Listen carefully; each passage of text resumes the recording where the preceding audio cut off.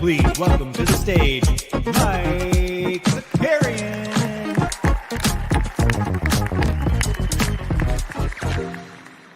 Let's go. What's going on, everybody? Welcome back. Welcome back. Apologies for the delay today. I wish I could blame the graphics. Can't blame the graphics. Had some meetings and stuff take precedent today, so we had to move back to noon, and then I had to move back to 12:10. But we are live. We are live. Who do we got?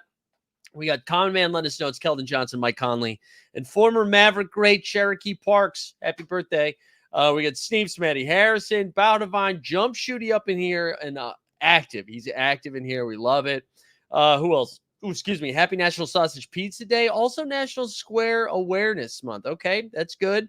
And then, yeah, some Team Gnome stuff in the chat. Yeah, a lot of we can talk about that, I guess, a little bit here. But before we do that, just a reminder, 5 p.m. Eastern, back on the Elite Fantasy Hoops channel. Weisberg's going to be jumping on. We also have Zach, also a.k.a. Kawaisenberg DFS. He's going to be joining us for a little underdog double dribble. I have cleared 100 double dribbles. Got one in this morning. A lot of fun. Boston Bay said, sorry, I'm late. What did he cover? I actually started 9 minutes late. We've been live for 2 minutes. So don't you worry about it, baby.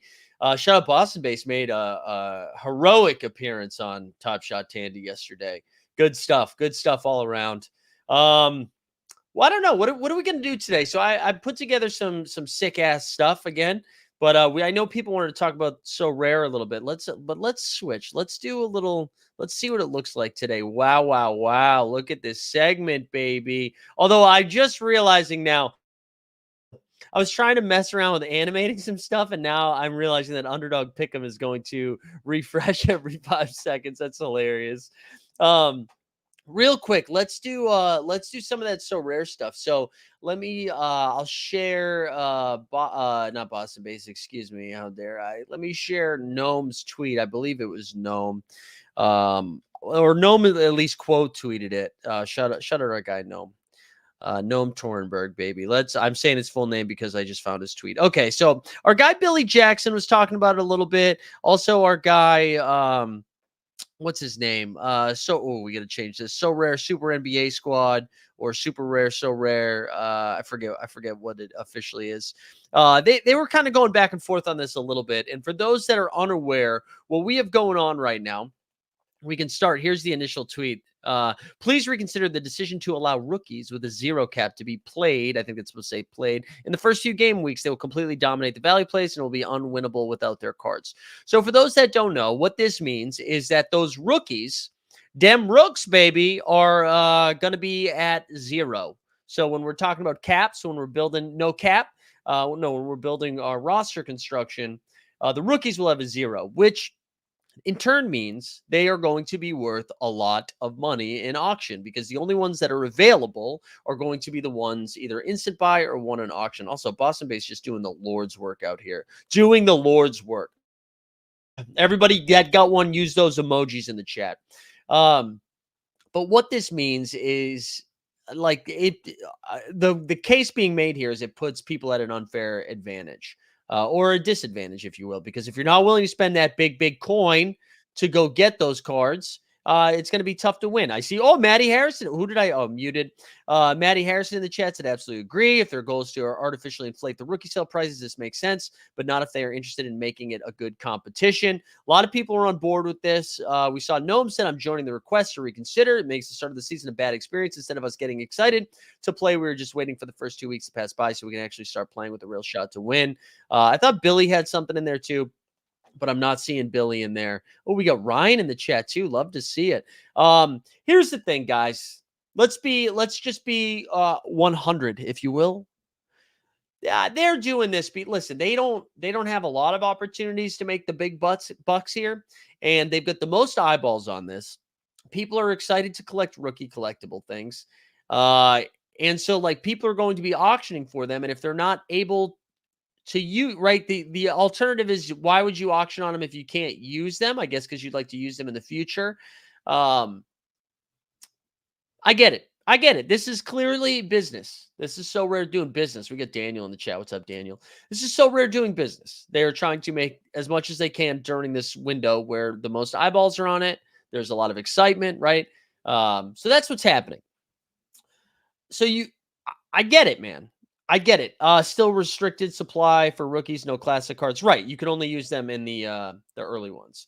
So only so many lineups can play them. Yes.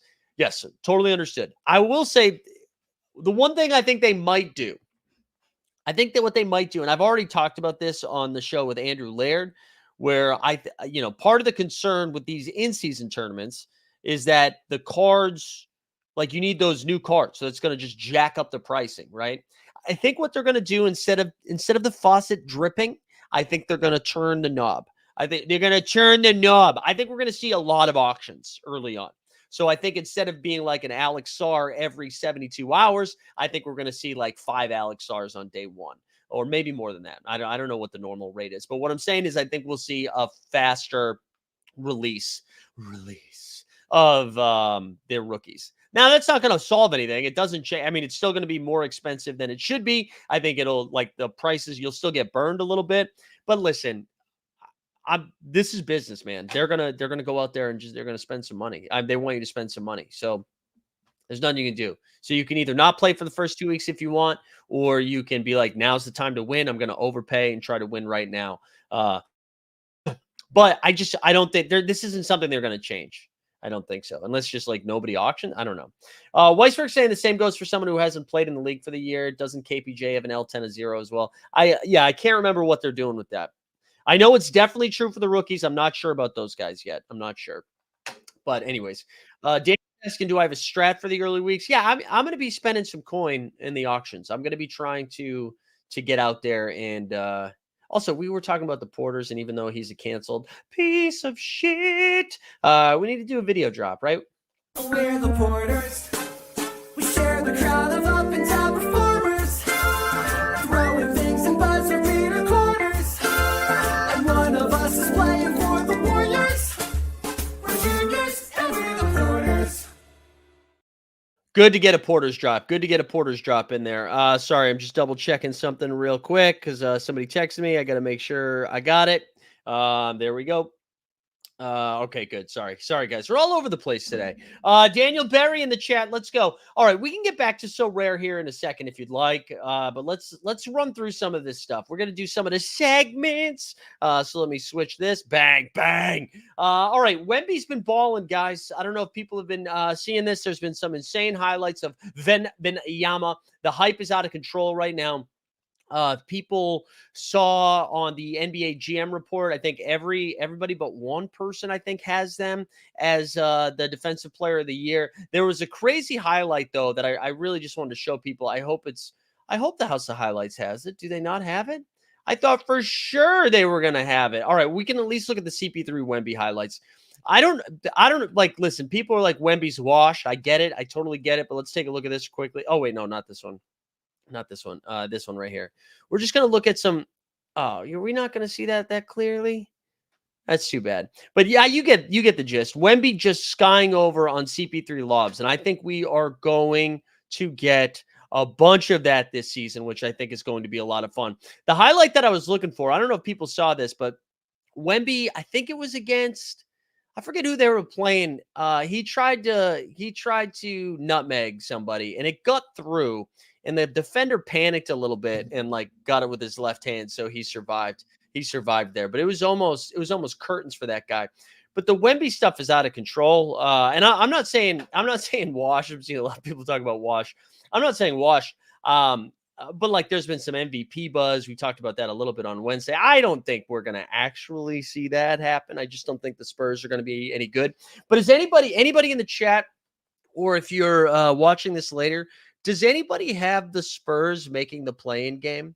Like when you look at the Western Conference, is anybody out there saying that you would take them right now? Weisberg about the GM thing was saying 77% had Wemby as the player they would start their franchise with. Look, I don't know what assistant GM didn't put Wemby as a player. So here's the thing. It can't be 100% because I don't think the Spurs GM is allowed to vote for his own guy. I'm pretty sure that's the case. But yes, it should be like 92% or whatever. Spurs are taking a 15-game leap. Yes, I'm with you. I don't think we're going to see that either. I don't think we're going to see them make that kind of leap. Here, if I'll pull up like the standings right now. I don't know if what their unders at 35 and a half, I think. I think he's at 35 and a half. Let me double check this quickly.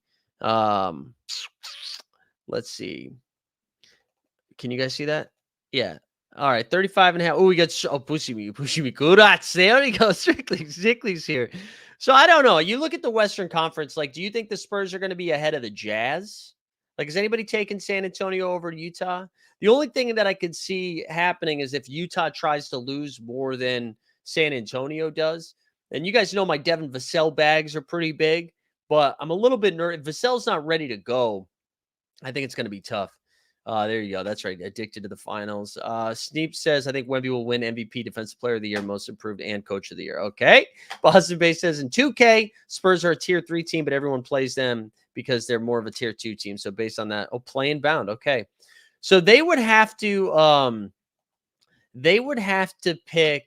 beat, right? So we need 10 teams in there. So I'm going to go ahead and put the Suns in there. Oh, no. OKC's in there. Minnesota's in there. Phoenix is in there. I'm going to put Memphis in there. We're going to put the Mavericks in there. The Nuggets in there. So that's at 6 now. And then we have the Kings would be 7. Pellies would be 8. Lakers 9. Clippers 10 maybe. Warriors 10 maybe. Houston. Like, I don't see a world in which the Spurs are getting that done. Yeah. Brad definitely did that. Yeah, light the beam. All right, let's go over to the starting fives. These segments are going to be quick today. There wasn't a lot to talk about. Let's do the starting fives. I'm going to switch my screen share here because I picked out 5 different teams that I was excited to talk about their potential starting fives for this season. We're going to start with the Utah Jazz. So I was a little bit surprised how Utah's been attacking the preseason, and mainly because of what they've been doing with their starting 5. So right now they've had Keontae George and Colin Sexton as their 2 guards starting, with Jordan Clarkson coming off the bench. I thought it was like a 1-game thing where John Collins came off the bench, but this is now 2 or 3 games for Utah where Collins and Clarkson both came off the bench. Now, I do think there is a world in which they have Collins or Hendricks start at the 5, or even Laurie at the 5. But I think this is a real possibility that Hendricks is going to be starting over him. And if that's the case, man, I think we should be looking at Hendricks a little bit more. Sorry, guys. I'm just getting like so many messages at the same time. Yeah, AKA Sex George. Love to see that. Is Keontae left the game yesterday? I didn't see an injury update on him, though. Let me double check here. We've got Danny Green announces retirement is the last thing. So we'll have to stay tuned. I didn't see anything about the Keontae thing. Yeah, that's a Weisberg. This is kind of why I wanted to point this out. This also, starting 5s and sleepers are going together. They are going together. But this made me get more excited about Taylor Hendricks. I was already pretty excited about Keontae George. I thought they were either going to have Clarkson or Sexton come off the bench. I didn't think I thought for sure they were going to have Keontae start. And the Hendricks play was more for later in the season, right? But if he's going to be starting straight out the gate, that's got me kind of excited about it. I'm going to pull up their box score from last night's game. So last night, Utah played the Dallas Mavericks, which they beat them 107-102, which obviously doesn't matter. So this was the starting five. Lowry played 29 minutes. He scored 26 points on 9 for 19 shooting, 4 for 7 from 3. Hendricks played 34 minutes. All right. And he didn't have a great game. Only took a couple of shots, had 2.6 boards, 2 dimes, a steal, and a block, and partridge in a pear tree. Walker Kessler played 24 minutes. Sexton played 26. And then, Keontae left the game early. He played 17 minutes. Clarkson played 22 minutes. John Collins played 20 minutes. So I feel like there's a real world here where Taylor Hendricks gets to start. And if that does happen, that's pretty exciting. All right, let's look at the next one that I was excited about. Next slide. The New Orleans Pelicans, Shammy Sham was on the McAfee show. Shams, who is now with the worldwide leader, ESPN. They're out there saying Herb Jones might start at the 5. Now, I think that is crack cocaine behavior, okay? And because of that, let's drop a little Sawyer on you, all right? Everybody take a big sniff.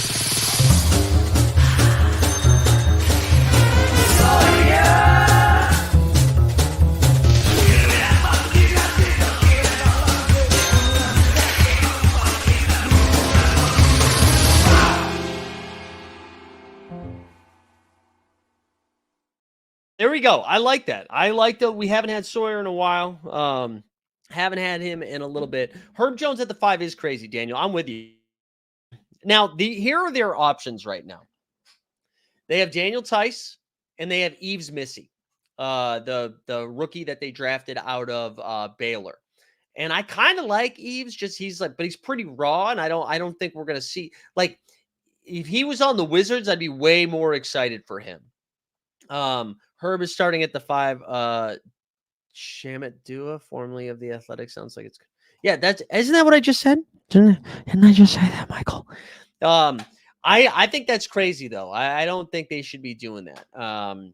I think, like, one of the things that I learned from reading some press conference stuff was Willie Green, the head coach of the New Orleans Pelicans, is pretty jacked up about the Pellies shooting 40-plus threes a game this season, which would be way more than what they were shooting last season. Now, by putting somebody like Herb at the 5, that allows Zion to do his point forward, drive and stuff. And then you have Ingram, who is more like DeRozan than a three-point shooter, but can still knock down a 3. And then you have CJ and DeJounte, who are above average three-point shooters, along with Herb or Trey Murphy, who can also knock down 3s. I just think they are going to get abused by any team with a big, right? I mean, Gafford and Lively would just eat them up on the boards because we know that Zion's not like a massive rebound guy, right? So Jokic would beat him up. Rudy would beat him up. Randall would beat him up. Let's just keep going down the line here of Western Conference teams. The Suns. No, I mean, Nurkic still. I'm not too scared about that. OKC though, with Hartenstein and Chet, would have no problem. Zach Edey, Şengün, like they would just get eaten alive. Imagine Porzingis on Herb Jones. Yeah. That being said, if they are going to do this, I know that the Pelicans have a terrible fantasy playoff schedule. However, that makes Herb Jones a little bit more appealing. I think what's more likely to happen is they make some sort of midseason trade to try to get another big in there. I also, speaking of that, the New York Knicks apparently are trying, and the Lakers are both trying to secure another big as well. So we'll have to, I don't even know who will be on the big market. Maybe it's Isaiah Stewart. Maybe it is one of the guys on the Wizards, whether it's Jonas Valanciunas. I don't think Marvin Bagley is really going to be somebody that goes to a contending team that's helpful, but Valanciunas or Rashawn Holmes could be one of those guys. I don't really know who else would be on the move. Steven Adams, maybe. Daniel said Robert Williams, I think is a good name as well. Matty Harrison's upset. Here you go, Matty. Here you go. Let me give you a little Detroit basketball in honor of Beef Stew. Detroit basketball. Detroit basketball. All right, there we go. Some Detroit basketball for you. So we'll have to wait and see. We'll have to wait and see what happens. Trey Murphy, too, by the way, is going to be missing missing at least the first couple of weeks of the season. We'll have to wait and see when his return is. Jump Shoots asking James Wiseman said, no, baby, Wiseman's the backup big for the Indiana Pacers over there with the Pacers. All right, let's go. Number 3. Is number 3? Oh, the Washington Wizards. So this looks like what their starting 5 is going to be. I wanted to bring this up again just because I really do think the you're going to need Wizards to win fantasy, whether it's in SORARE at the end of the season or underdog. But this is their projected starting 5 right now. Jordan Poole at the 1, Bilal Coulibaly at the 2, Kyle Kuzma at the 3, Alex Sarr at the 4, and then Jonas Valanciunas at the 5. Weisberg saying Bilal starting is kind of wild. I don't really think so. I don't even know who else they would start in that position. I mean, I guess like you could make a case for Corey Kispert, right? I guess you could do that. Let me pull up their full roster over here. So they've got Malcolm Brogdon, who is going to start by missing some time. So you don't have Brogdon. I mean, if you're not starting Bilal Coulibaly, it's Corey Kispert, and that's it. I mean, they don't have anybody else. Yeah, and I think Kispert actually makes more sense coming off the bench and just chucking with that second unit. But this does make me pretty excited. They need somebody to play defense on that squad, man. You can't like Poole next to Kispert. They would just be getting cooked. And we'll talk about another team that's going to be doing same thing as well. We got a Turchi in the chat. Let's go.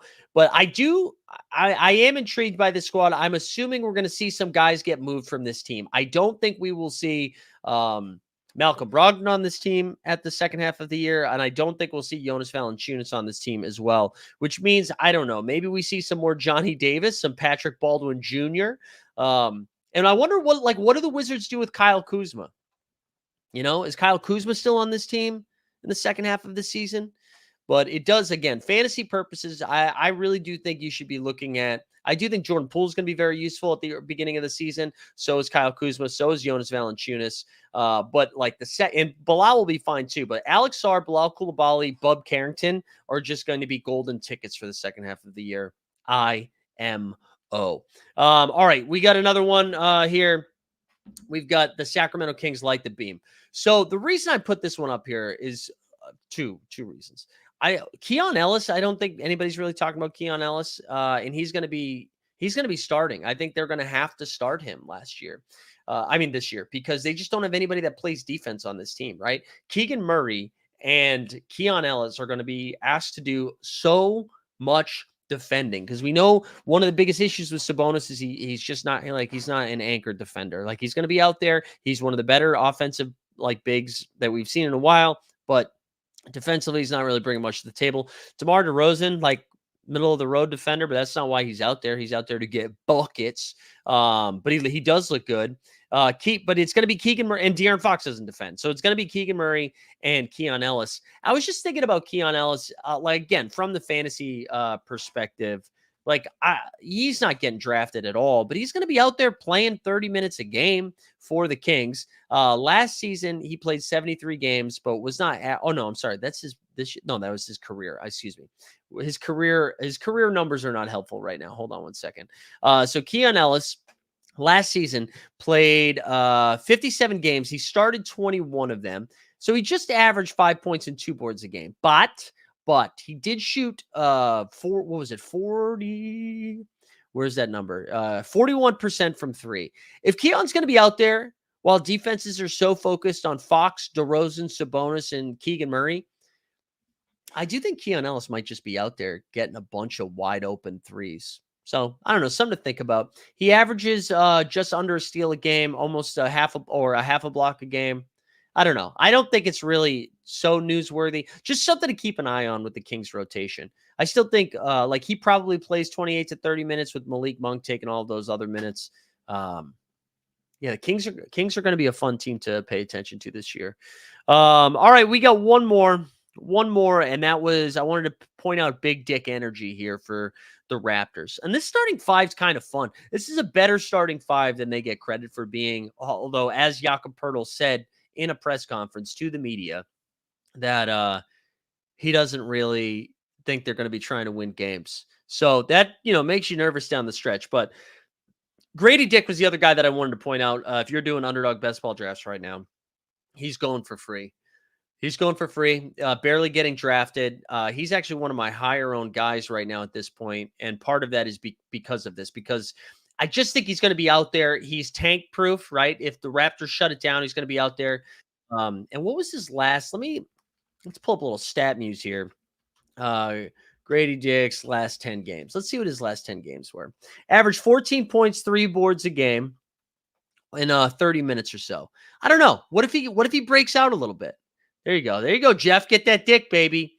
Raps first 30 games are brutal. Dick is going to have a huge line. Yeah, and yeah, I do own a lot of Dick. Big Dick energy over here. I do. I kind of like it, though. I like the Grady Dick call. And again, for someone that's not getting drafted at all in these things. Like, I think his ADP, let me pull it up here.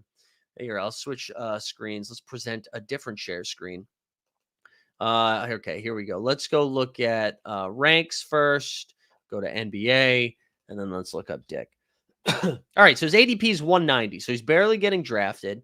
I don't think you guys can see this that well. Let me just try to like really zoom in. Does that do anything for you? Let's go see where I'm at. I think I'm at like 22% here. Let's see. He's 22% Dick, 23% Carrington. A lot of those guys. Yeah, get ready for Anthony Penis. But anyways, I just something to pay attention to. I think something to pay attention to. And that kind of goes with the segment 3 that we were talking about here is the sleepers. And I just really wanted to highlight some of those guys. I wanted to highlight like Grady Dick, Taylor Hendricks, the Washington Wizards. Do you guys have anybody that's like in your back pocket right now that you're excited about for a potential breakout year? I saw that like dumbass, was it the NBA TV account? Let me see if I can find it. The NBA TV account was tweeting out guys they thought were going to break out this year. And it was like Jalen Williams. I think Ja Morant even responded to it. He was like, respectfully, why am I on this list? Let me see. I'm going to scroll through some tweets quickly, but I know they have a bunch of highlights out there right now. Come on. Too many tweets last night. Did they delete it? Oh, no, here it is. Excuse me, guys. Let me stop sharing and then let's share this one. This is hilarious. All right, here we go. Which player is most likely to break out or to have a breakout season? Jalen Williams, famously already broken out. Evan Mobley, also famously already broken out. Victor Wembanyama, Paolo Banchero, and Ja Morant. Get off the drugs. What are we doing? And as Ja said, respectfully, let me see is it one of the first tweets out here? Ja says, respectfully, why am I on here? And that's a great response from Ja. Chicken Frig in the check saying Julian Champagne. I like that. Is that Spurs Champagne or is that Spurs or Julian or is that the Wizards one? Because there's 2 of them. If that's the Spurs one, I like that. I think he actually might be starting here. 25% pods. Yeah, I slowed down on my Pajemski though. I've been taking Keontae George over him. And then Jeff said I'm at like 25% Grady Dick. I think he's likely to have a bigger role than people expect. I was in on him really early. Yeah, man, I do. I'm with you. I think Grady Dick does have a shot at he's not like making an all-star team, but when you're looking at those like 16th round an underdog, I think you could do a lot worse than guys like Grady Dick. I do like that one. And I'm still banging out my Julian Strother. I'm still and I've been seeing like all other people finally starting to write up Julian Strother. I think I saw an ESPN article about it. Anyways, going to our next little segment here about Bronny. I don't know if you guys saw the ESPN article yesterday that dropped. I think it was Baxter Holmes. Baxter Holmes, too, who is typically somebody who, like, he broke the Phoenix Suns Robert Sarver story. And it was kind of a weird piece. I don't know how many people read it. But it was just kind of like did the like LeBron and Clutch really flex their muscle to make sure Bronny was there and that there was a little bit more there was a little bit more oomph behind it. I thought that was kind of weird. And yeah, the Jerry West piece too was a little bit bizarre. I'm just curious why that's coming out now. Like who was like, hey, what we should do is expose the pettiness between Jerry West and Jeannie Buss. and Kurt Rambis. Like, why did we need that? Do you think Jerry West's family was excited that was out there too? I just thought that was kind of bizarre. But knowing Jerry West, he's probably glad that that came out. And then Weisberg was also asking thoughts on the starting five special. Before I do that, yeah, I encourage people to go read the Bronny piece if you haven't. I just thought it was a little bit weird. I just think the whole thing's weird. It sounds like he's going to play game 1 and then go right to the G League or stay on the Lakers and not play too much. But he's been having kind of a weird Jeff says Bronny has NBA level defensive ability, nothing else, scoring, shooting IQ, all not NBA level. Yeah, and like he's got a lot of room to grow. And the preseason's been kind of rough. There's been a couple of decent highlights, but for the most part, been a little bit rough. You don't love to see it. You don't love to see it. All right, back to Weisberg's starting 5. So I've gotten, I don't know, have you guys been watching starting 5? I've gotten through 3 episodes. I believe it was 3 episodes. Anthony Edwards, man, just like charisma of like Ryan Gosling, just like incredible stuff from Ant-Man. A lot of fun from Ant-Man. I've enjoyed it. I think they've done a really good job of just kind of introducing everybody. Like the Sabonis stuff, actually far more interesting than I thought it was going to be so far. The LeBron stuff is fine. I get why he's there. I get why LeBron's doing it. I think it like brings a little bit more gravitas to it. He's at the end of his run, one of the best players of all time. Maybe you tune in because it's LeBron. I find almost every other storyline a little bit more interesting than his. Jimmy Butler, too, another guy just oozes charisma. Also, did you guys see the Vince Staples, Jason Tatum shoe ad yesterday? Shut up, Jason Tatum, baby. Get the rebrand going. I love Vince Staples. I love that. So if you didn't see that, that was great. Great Vince Staples piece. A great Vince Staples piece. But yeah, I'm enjoying it. I'm enjoying it. I watched like 3 episodes. I think the first or second day it came out, and then I pumped the brakes on it because we had the season finale of Slow Horses, season finale of Bad Monkey. Both shows that I've really enjoyed. English Teacher's been great. And then what was the other one that I love? Only Murders in the Building. A lot of good stuff out there right now. I watched that Bitcoin documentary on HBO. Did you guys see that? Electric Money, I think it's called, where they basically find Satoshi. I don't know. I'm not just making shows. Those are all good. Those are all excellent television shows. But I don't have kids, so I can just watch TV, you know? I can just watch TV. That's what I can do. That's really it that I had for today. I don't really have a pick 'em build.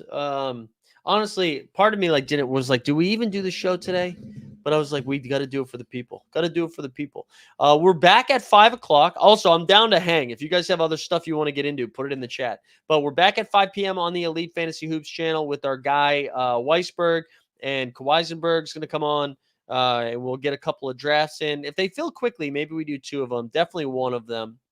Have you seen the GameSpot doc? No, I don't know what's that. I don't know what that is. What is GameSpot? Or what is GameSpot? I haven't heard of that one. And are you doing any NBA season pickups? You know what? I should, Jeff. That's not the plan. I don't think I'm like locked in that way yet, but maybe I will. Maybe we will fire a little bit. Maybe we will. Yeah, a lot of Bergs hanging out. That's right. A lot of Bergs hanging out. I think that's it though. Wow, we just lost viewers like rapid fire. Just like we went from, did an ad just hit? Is that what just happened? Did an ad hit right now? Oh, the meme stock and Roaring Kitty on the memes. No, I don't think I've seen that one yet. I don't think so. I might watch a little something this afternoon. This is what I was supposed to say. No NBA bid on Monday this week, okay? Because I'm going to a wedding this weekend. So I'm leaving I'm leaving tomorrow and I don't get back until Monday afternoon. So no NBA bid on Monday, but we're back Wednesday and Friday next week. On Tuesday, we have the auction show where we're giving away NBA tickets. We're giving away NBA tickets and some SORARE cards. But that's on Tuesday. Where did your golf clubs go? They're in the car because I'm bringing them with me this weekend as I trek up to New Hampshire for a wedding. I do love the guy who outed Mets shut his account down because the survey says multi-accounted. Because he's surveyed. Because he's also multi-accounting. Is that what you're saying? Yeah, I don't really. It's funny. I don't really need any of that stuff fact checked. I just like that it's happening. I just like that the drama's happening. It's kind of how I feel about the SORARE conversation right now. I'm kind of fine with the rookies L0 thing happening. But I'm here for it. I mean, I'm just here. I like that people are trying to raise up. There's like an online petition starting. Team Gnome, Team Billy Jackson. Okay, hold on. Joker Rock said I'm pulling back on my Grizz Revenge Tour take. Have not seen the edge I was expecting yet so far. You know what, though, Jump Shooty? You've got a lot of vets on that team, and Ja's not playing right now. So I think you're okay. I wouldn't freak out yet. How is Ballers doing? Are people still out there buying Ballers? Are they buying the dip? Not me. Not me. I haven't touched a Web3 thing. Only SORARE. Maddie says my SORARE thought is that the managers who were going to try to compete in the in-season comps right away were already expecting to pay a premium to complete milk those whales for all they are worth. Yeah, you know what though, man? We might see. I wonder. I'm curious what we'll see. I wonder if less people are going to go after the in-season early on because of the rookies being such a cheat, and maybe they just wait 2 weeks. And then maybe the prices don't balloon as much as we thought they were going to. So then people then get involved. I don't know. We'll have to wait and see. I agree with like the points that people are making. I totally understand. I just know that this is them. This is SORARE being like, hey, we need to make some money here. That's what's happening. 100%. And I get it. I understand it. But we'll see. All right, Billy. Oh, you should have waited, Mike. I'm going to have an affiliate code. Maybe I'll tell Billy that it starts with Weisberg. It starts with Weisberg. I don't know why. He says for what it's worth. And then Jeff says breakout year for Jokic, Luka, and SGA. You guys too hot. Those takes are too hot. Too hot. Couple of any other announcements? The podcast Hoop Sense, or not podcast, but the video podcast, the video show, the new YouTube series Hoop Sense is going to be starting it'll drop the first week of the NBA season. So get ready for that. Have the new season started their auctions yet? No, it starts Tuesday. So that's why we're doing that show on Tuesday at 3:30 p.m. because I think the first auction is going to close at 4 p.m. Eastern. So we're trying to have that done for 3:30. Like we want to get up there for 3:30. That's a good take too, Sneeps. Everybody's coming hot. Matic Auto, hope everything's good. Did you see the Northern Lights? I did. We saw Aurora, whatever it's called. We did see that. It was nice. It was pretty. I mean, not as pretty as like if I was not living in New York. Dunkin' Donuts. In football, the supply was so heavy the first 2 weeks, it was actually cheaper to buy at the beginning. Yeah, I think we're going to see something like that. I think we're going to see something a little bit more like that. I still think they'll be a little bit inflated, but I do think it's going to be kind of like drinking water through a fire hose. Like I think it's going to be a lot of stuff coming at us quickly. Danny McIntyre, let's go. What do you think of Trey Mann's play this preseason? You think he's a strong 6-man candidate playing like AI right now? Yeah, biggest Trey Mann thing right now is the spider web. I really like that he got a spider web tattoo. I like that he's flinging spiders when he knocks down a three. I think that's a great celebration. I think it's going to be hard, Daniel, for him to get a ton of 6-man buzz on a team like the Charlotte Hornets. But I do think he's going to play really well. He's going to get some minutes, right? All he has to do is outplay Top Shot Comman's favorite player, Josh Green, to secure even more playing time. But he's like good insurance if if LaMelo Ball gets hurt again. But yeah, I'm in on it. I'm in on Trey Mann. I think he's going to be a useful fantasy basketball player. And I think he'll get a little bit of love. I think he will get a little bit of love. Because he's clearly there, let me see, actually, do I still have the depth charts up from when I was making some sick ass graphics? I do. All right. So if we go, let me go back to this for a second. If we talk a little bit about that roster of the Charlotte Buzz City Hornets, this is what we're looking at, right? So LaMelo Ball, Brandon Miller, Josh Green, Miles Bridges, and Marquise Williams. That's your starting five. Here's the bench. Grant Williams, Vasily Micic, Trey Mann, and Big Dick Rich, Nick Richards. And they also have Seth Curry and then Tijani Sahun. Also, Taj Gibson is still there. So I imagine the most we're going to see Grant and Trey Mann playing the bulk of the minutes.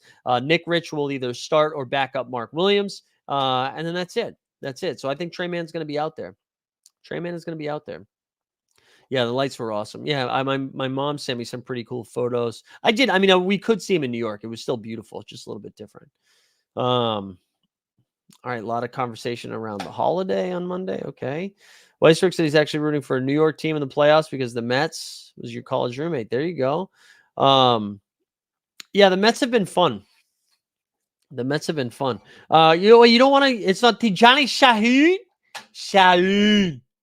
Yeah, Zach's going to be joining us at 5. Just a reminder. Yeah, I'm rooting for the Mets. Mets are fun. I'm not rooting for the Yankees, though. I won't go that far. And also, I'll be honest, I'm not really watching a ton of it.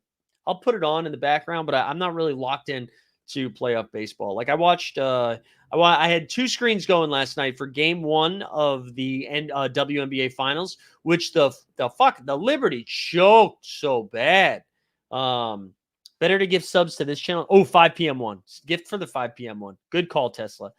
Yeah, and Liberty just absolutely choked that game out. That was tough. But I was watching that, and then I was watching some Niners in the Seahawks last night. That's what I had going for 2 screens. That's it. That's it. I'm rooting for Mets, Mike Zakarian. There we go. I'm rooting for Jay Mets. Collier goated. Yeah, I mean, Collier's baller. That shot Courtney Williams hit was wild. But this is what happened. I tweeted this out last night.